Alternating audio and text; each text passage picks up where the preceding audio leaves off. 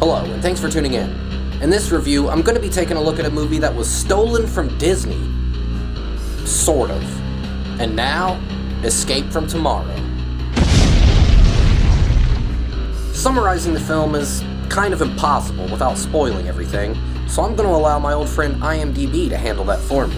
In a world of fake castles and anthropomorphic rodents, an epic battle begins when an unemployed father's sanity is challenged by a chance encounter with two underage girls on holiday. There's also a subplot about a cat flu, which is eerily reminiscent of the current coronavirus. As I mentioned from the start, this film was stolen from Disney, but not really in the way you'd expect. It was shot entirely on location in both Disney World and Disneyland, without either Disney's consent or knowledge. This could easily be the greatest guerrilla film ever shot. And considering we're talking about the overly litigious Disney, people who wouldn't even allow a grieving father to place the image of Spider-Man on his son's gravestone, it pretty much warrants your attention based solely off that. Given the extreme difficulty of the production, with some shots taking months to pull off, I'm happy to report that the movie looks pretty good. There are a few instances of shaky camera, but given how it was made, I can't fault them too much for this. There are a few green screen shots, however, that look really atrocious. Again, I understand why they're there, but they do distract from the overall film.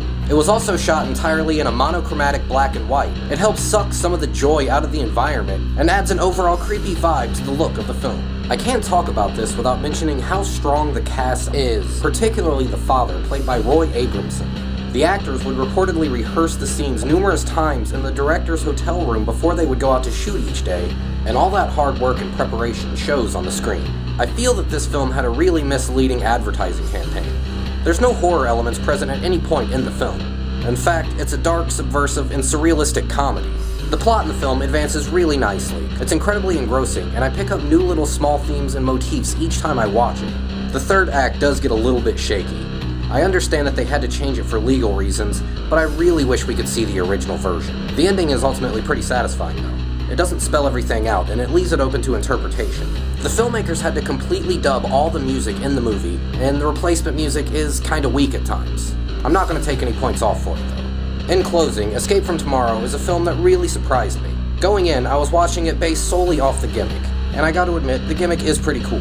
Anyone who's able to rip off Disney and get away with it gets points in my book. However, if you were to completely remove the gimmick, the movie would still work really well on its own. I've heard it described as David Lynch meets Terry Gilliam, and I would have to agree with that assessment. It's just a shame we can't see the original version, as I feel it could have absolutely been a masterpiece.